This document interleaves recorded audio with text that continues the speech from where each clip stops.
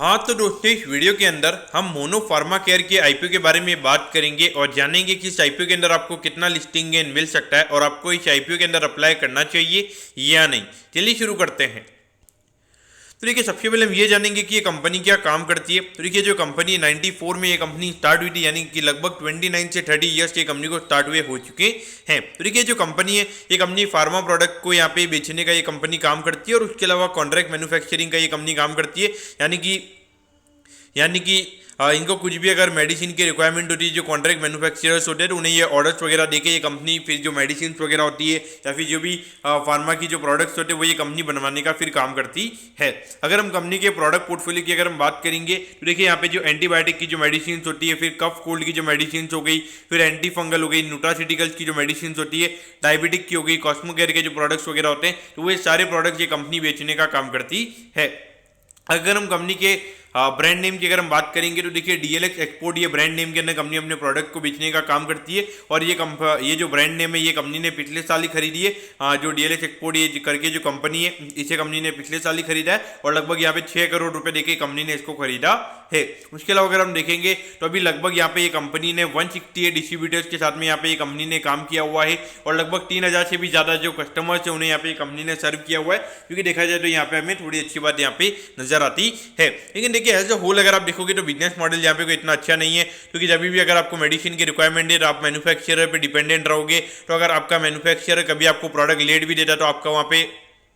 उससे दिक्कत होगी। जो कि अगर आप खुद मैन्युफैक्चर नहीं कर रहे हो तो आपके पास में कोई स्पेशलाइजेशन नहीं है। क्योंकि देखिए, अगर आपका कोई कस्टमर है, अगर उसको बाई चांस अगर पता चल जाता है कि आप किससे बनवा रहे हो, तो यहाँ पे एक तरीके से देखा जाए तो मुझे लगता है कि यहाँ पे कोई स्पेशलाइजेशन हो, यहाँ पे कोई बड़ा पैसा बनने की चांसेस यहाँ पे कम हो जाते हैं। क्योंकि देखिए, आप नॉर्मली अगर आप ट्रेडिंग वगैरह करते हो तो वहाँ पे ज़्यादा से ज़्यादा आप 100-150 करोड़ या फिर 500-600 करोड़ का भले आप टर्न ओवर कर लोगे, लेकिन यहाँ पर आपका जो मार्जिन हो जाएगा वो 1 से 2% से ज़्यादा का आप मार्जिन नहीं कर पाओगे। तो देखिए, जब आपका मार्जिन ज़्यादा नहीं होगा तो आपकी प्रॉफिटेबिलिटी ज़्यादा नहीं होगी। जब ज़्यादा प्रॉफिटेबिलिटी नहीं होगी तो वहाँ पे मार्केट आपको ज़्यादा वैल्यूएशन भी नहीं देगा और ज़्यादा वैल्यूएशन नहीं देगा तो वहाँ पे ज़्यादा पैसा भी आपका नहीं बनेगा।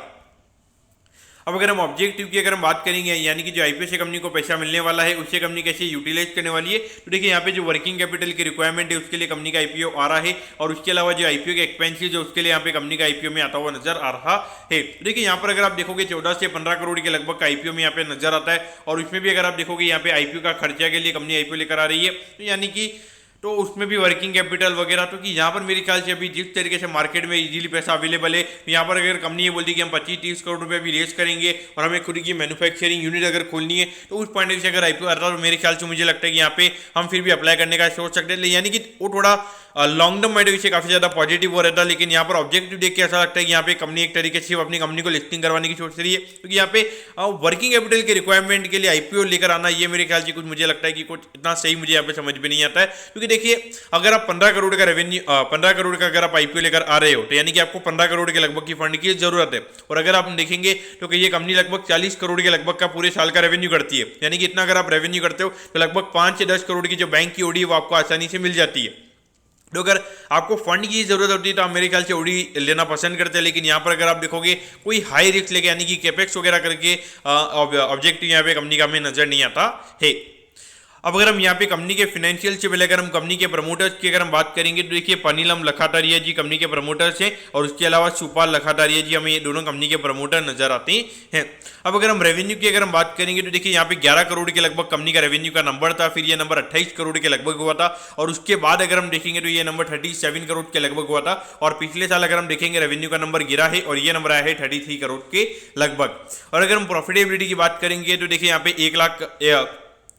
यहाँ पर अगर हम देखेंगे तो 1 लाख रुपए के लगभग कंपनी का नंबर था, फिर उसके बाद में ये नंबर 9 लाख रुपए के लगभग गया था और उसके बाद अगर हम देखेंगे तो अराउंड 35 लाख रुपीज़ के लगभग ये कंपनी का नंबर गया था और उसके बाद में अगर हम देखेंगे यहाँ पे अराउंड 94 लाख रुपीज़ का यहाँ पे जो प्रॉफिट है वो यहाँ पे कंपनी ने लास्ट फाइनेंशियल ईयर में कमाया है। लेकिन देखिए, आपको यहाँ पे एक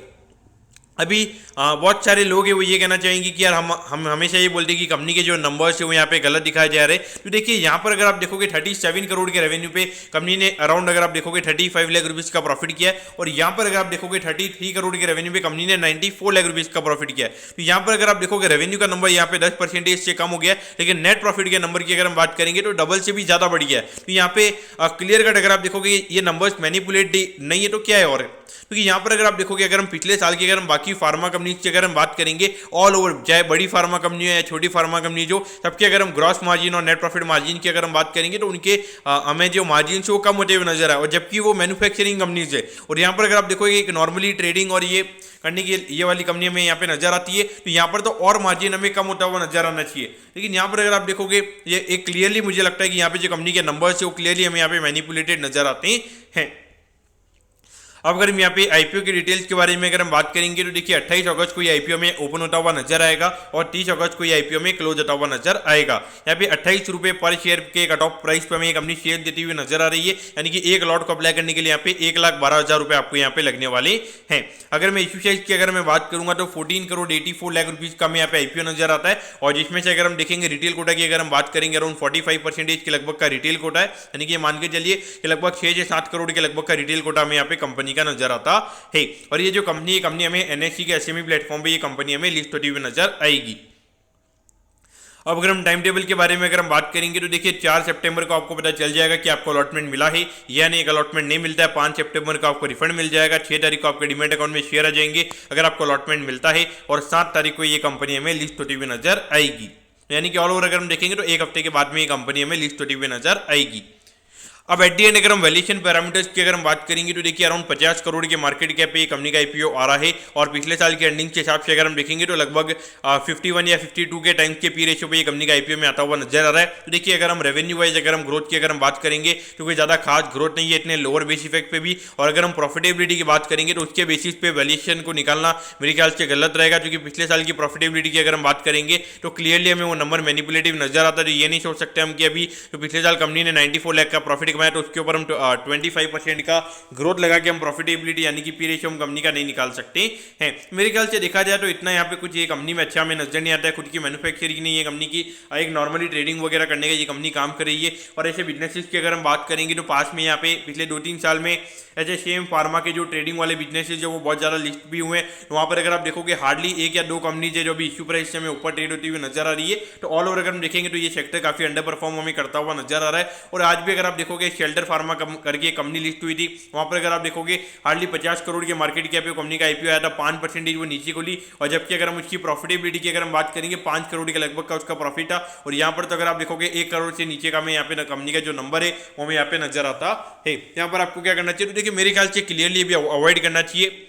क्योंकि देखिए अभी जब इतने लगातार आईपीओ आ रहे तो एक चीज़ आपको समझनी चाहिए कि जब इतने ज़्यादा आईपीओ मार्केट में आ जाते तो वहाँ पर एक तरीके से जो लिस्टिंग के दिन में जो नॉर्मल पब्लिक की जो डिमांड होती है वो बिल्कुल भी नहीं होती है। तो वहाँ पर एक तरीके से अगर स्टॉक को अगर ऊपर खुलना है तो वहाँ पे ऑपरेटर का कितनी ताकत है, यानी कि ऑपरेटर कैसे उस स्टॉक को ज़्यादा ऊपर खोल सकता है, तो वो उसके ऊपर डिपेंड रहता है। क्योंकि वहाँ पर अगर पब्लिक की डिमांड नहीं होगी तो वो स्टॉक के ज़्यादा चांसेस रहते हैं वहाँ पे नीचे खुलने के। ये आपको माइंड में रखना चाहिए, क्योंकि देखिए आजकल क्या हो गया है कि जैसे पब्लिक अगर किसी ओवर सब्सक्राइब वाले आईपीओ के अंदर अगर पैसा लगा रही है तो वहां पर वो जो पब्लिक का पैसा वापस लिस्टिंग के दिन हमें आता हुआ नजर नहीं आता है, क्योंकि फिर वापस अगले हफ्ते और आईपीओ आ जाते हैं तो पब्लिक उन आईपीओ के अंदर पैसा लगा देती है। तो फिर वो उस दिन जो लिस्टिंग के दिन जो स्क्रीन पे जो डिमांड होनी चाहिए वो डिमांड हमें नजर नहीं आती है। इसीलिए मेरे ख्याल से जो अच्छी कंपनीज होती है उनमें भले हमें डिमांड देखने को मिलती है, लेकिन जो बेकार कंपनीज होती है वहां पर कोई भी हमें लिस्टिंग के दिन डिमांड देखने को नहीं मिलती है। तो मेरे ख्याल से तो ये हो या साज फैशन, जो दोनों मुझे यहाँ पे कंपनियां बिल्कुल अच्छी नजर नहीं आई है। अगले हफ्ते ये जो दोनों एसएमई आईपीओ ओपन होते हुए नजर आ रहे हैं, मेरे ख्याल से तो क्लियर कट मेरे ख्याल से ये अवॉइड करना चाहिए। ये मेरा पॉइंट ऑफ व्यू यहाँ पे